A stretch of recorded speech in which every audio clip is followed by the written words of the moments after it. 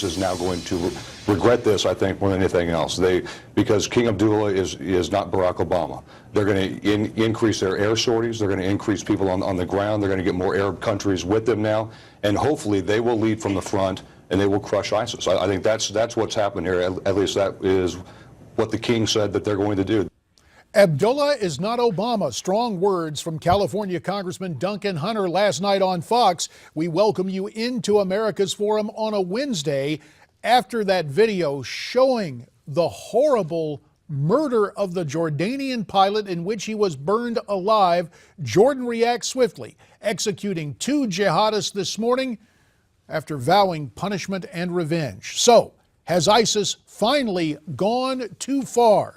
For more on this developing story, we're pleased to be joined by Congressman Kevin Brady of Texas from Capitol Hill, and also by 2 retired members of our military, Major General Paul Vallely and Colonel Derek Harvey. Gentlemen, to you all, you have our thanks. Congressman Brady, let's continue with you and begin with you, actually. Condemnation from Congress for the horrible action taken against the Pakistani prisoner. Kevin, what do you think is next? I think, one, how much more brutal do they have to be before this president understands this is a serious long-term threat and brings us a authorization of force, puts behind that authorization of force the muscle it takes to actually win this war with terror. I don't know what more we need to understand the seriousness of this terrorist threat. We are showing images right now, Kevin, and we spare the audience, spare us all the brutal images, but it was threatening enough what we just saw. General Vallely, Jordan didn't hesitate a nanosecond executing those 2 jihadists at dawn. Do you expect more from King Abdullah?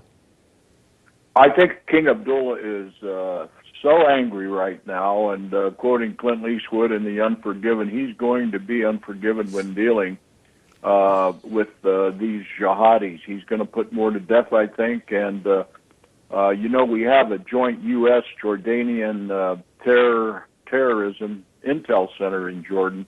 I think they're planning now to target some of the ISIS targets in Iraq. I think he'll take positive offensive action against ISIS now. That's my gut feeling, JD. And Colonel Harvey, we understand that apparently the video of this execution of the pilot could have taken place a month ago. With that going on, did Jordan have advance warning? How did this all come down as you understand it? I understand it that the Jordanians had indications that the pilot had been executed some time ago, and that's why they wanted proof of life. And that became increasingly clear to them. I don't think it was a real surprise that he was killed. What I thought was interesting was how they portrayed the 22-minute video and showing this as retribution for the pilots and other coalition pilot strikes on ISIS targets with the immolation and death by our airstrikes. This is an eye for an eye, a tooth for a tooth message back from ISIS to the Arabs that are participating in this campaign. And let's take it back to Capitol Hill and Kevin Brady. Kevin, as you assess the situation, among your colleagues, what do you believe our commander-in-chief is prepared to do? That's a great question, because he has been confusing in his approach. I know that we have in the House actually muscled up funding for our defense and our terrorist resources, and that has been a battle.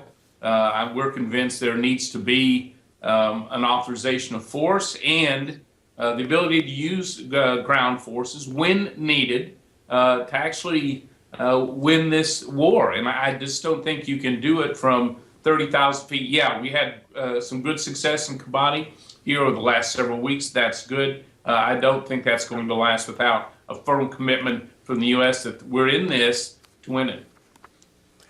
And we will continue this discussion. Congressman Kevin Brady Skyping in from Capitol Hill, Colonel Derek Harvey Skyping in from Tampa, Florida, and our good friend General Paul Vallely via telephone from Big Sky Country out in Montana. In fact, when we do come back, it'll be very important to take a look at precisely what the American response could be. Is it a back to the future response, a reminiscent of our early activity in Afghanistan post 9/11? Not a huge footprint, but mobile, agile forces to help and to also take advantage of the air power that America and the Allies enjoy in this situation.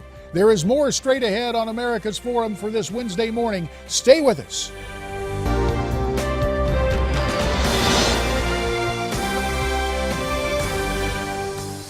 Clearly, if the goal is to defeat ISIS, we need to have a strategy to defeat ISIS. And every time we witness a new example of this brutality, it reminds us again that these people are not going away. And no matter how many times you declare the war on terror over, it isn't over until the terrorists relent. Senate Majority Leader Mitch McConnell of Kentucky reacting strongly to the brutal murder of that Jordanian pilot, reiterating the need for a strategy. Let's continue the conversation now with Congressman Kevin Brady Skyping in from Capitol Hill, General Paul Vallely via phone from Montana, and Colonel Harvey Skyping in from Tampa. Kevin, first to you. Earlier, we heard your colleague Duncan D. Hunter say Abdullah is not Obama. Abdullah takes actions. We've seen them at dawn in Jordan with the execution of 2 jihadists. Will the president reassess his policy, and do you believe now there is more of an atmosphere for some sort of American action to complement the air activities that have gone on? Yeah, JD, I hope he does reassess his past leadership, if that's what it can be called. It is confusing, frankly, to Congress, I think to our allies. It's created openings, unfortunately, among those who oppose this. We're ready to support this president, our military men and women, with whatever it takes to execute a strategy. I'd be curious to hear from the general and the colonel what they believe we ought to be taking as steps, because I guarantee you, JD, we're ready to back whatever it takes to take this fight to their terrorist threat. Well, let's go to General Paul Vallely. Paul, the president in past days has been setting up a rhetorical straw man, saying you need massive forces on the ground and that his political opponents at home are for that. Is that really what we're talking about? Or are we talking about a lighter, agile, mobile footprint to complement the air power already being utilized? I think what they're planning on now at that joint terrorist center in Jordan is the next phase, and that's to target the ISIS locations in eastern Syria and in Iraq, or what we call the Badlands, that is controlled by ISIS now. We should bring in the B-52s. We should bring in the A-10s. We should support King Abdullah, who I think will take the initiative to do what we call joint air-ground operations in those Badlands. And I can see that happening sometime within the next 48 hours. But that's the offensive action that needs to be taken over there. And King Abdullah, I think, will take the initiative to do that. And again, I think you'll see Obama leading from behind.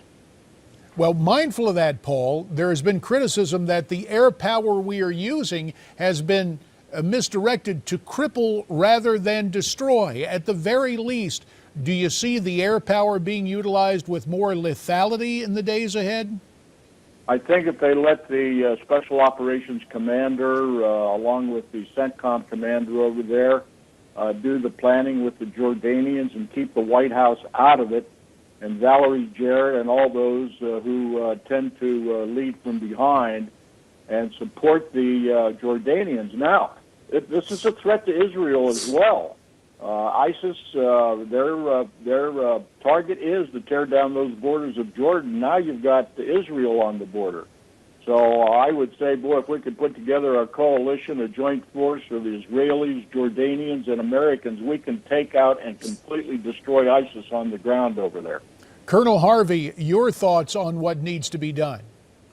Well, JD, since last June, myself and others have pointed out that we need a no-fly zone. We need some deep strike capabilities. We need SOF on the ground. we needed about 8 to 10,000 combined joint task force set up in Iraq to coordinate and allow the reach that is needed for these precision strikes in combination with our air power. Our commitment, our leadership is really required. Jordan doesn't have the means and capability to do it themselves, although they have great insights and connections to tribes in southern Syria and in western Iraq. We have not supported the development of the Sunni Arab tribes in resistance in Iraq or in Syria, where there was real capability there and resistance, but the arms and support have not come forward. The administration is just going to paper this over. It's a political game for them. They're going to announce some things, have some activity, and they want it to go back to normal. Their major objective is an Iranian nuclear deal, and they're cozying up to Iran in both Syria and Iraq, and it is counter to our overall objectives in the region. It impacts our allies in Egypt, Saudi Arabia, Turkey, and in Israel.